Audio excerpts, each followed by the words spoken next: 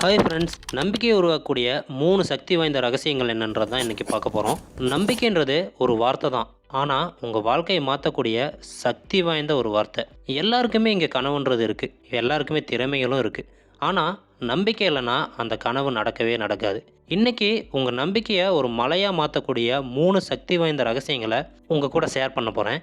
அது என்னன்னு தெரிஞ்சுக்கிறதுக்கு முன்னாடி இது வரைக்கும் நம்ம சேனலை சப்ஸ்கிரைப் பண்ணாதவங்க தயவு செய்து சப்ஸ்கிரைப் பண்ணிவிட்டு கடைசி வரைக்கும் இந்த வீடியோவை ஸ்கிப் பண்ணாமல் பாருங்கள். உங்கள் வாழ்க்கை இனிமேல் மாறப்போகுது. ஃபஸ்ட்டு உங்கள் பலம் என்னன்றதை தெரிஞ்சுக்கோங்க. இங்கே எல்லாருமே என்ன செய்கிறாங்கன்னா அவங்களோட பலவீனங்களை மட்டுமே நினச்சிட்டு இருக்காங்க.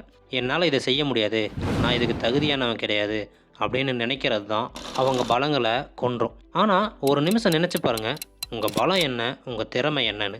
எந்த சூழ்நிலையிலையுமே உங்களை தாங்கக்கூடிய ஒரு சக்தி உங்களுக்குள்ளே இருக்குது. ஒரு கதை சொல்கிறேன். ஒரு பையன் அவங்க பயிற்சியாளர்கிட்ட சொல்கிறான், நான் எதுலேயும் நல்லவன் இல்லை அப்படின்னு. அதுக்கு அந்த பயிற்சியாளர் சொல்கிறாரு, ஒரு பேப்பர் எடு, உன்னோட நல்ல விஷயங்களை எழுதுன்னு. ஃபஸ்ட்டு அந்த பையன் கன்ஃபியூஸ் ஆகிறான். அதுக்கப்புறம் மெதுவாக எழுதி பார்க்குறான். நான் பொறுமையானவன், நல்ல கேட்கக்கூடியவன், நல்ல ஃப்ரெண்டு அப்படின்னு அந்த பேப்பரில் எழுதுகிறான். அந்த ஒரு பேப்பர் அவன் வாழ்க்கையே மாற்றுது. நீங்களும் உங்களோட பலம் என்னன்றதை எழுதி பாருங்கள். உங்கள் பலம் என்னன்றதை தெரிஞ்சுக்கிட்டா உங்களோட மனசு சொல்லும், இது என்னால் முடியும், இதுக்கு நான் தகுதியானவன் அப்படின்னு. ரெண்டாவது என்னென்னா, தோல்வியை ஒரு பாடமாக பாருங்கள். நம்பிக்கைக்கு மிகப்பெரிய எதிரி தோல்வியை பார்த்து பயந்து போகிற மனசு தான். தோல்வியை ஒரு முடிவாக பார்க்காதீங்க. அப்படி பார்த்தீங்கன்னா உங்கள் பயணம் முடிஞ்சிடும். ஆனால் தோல்வியை ஒரு பாடமாக பார்த்தீங்கன்னா அது உங்கள் பயணத்துக்கு ஒரு சக்தி வாய்ந்த பாடமாக மாறும். ஒரு கதையை நினச்சி பாருங்கள். தாமஸ் எடிசன் மின்விளக்கை கண்டுபிடிக்க 10,000 தடவை முயற்சி பண்ணியிருக்காரு. ஒவ்வொரு தோல்வியிலையும் அவர் சொன்னது என்னன்னா, நான் தோற்று போகலை, மின்விளக்கை கண்டுபிடிக்க முடியாத 10,000 வழிகளை கற்றுக்கிட்டேன்னு. உங்கள் வாழ்க்கையிலையும் தோல்வியை ஒரு முடிவாக பார்க்காதீங்க, தோல்வியை ஒரு பாடமாக பாருங்கள். அப்போ தான் உங்கள் நம்பிக்கை உங்களை உச்சிக்கேற்றக்கூடிய படிக்கட்டாக மாறும். மூணாவது, தினமும் உங்களை நீங்களே ஊக்கப்படுத்திக்கோங்க.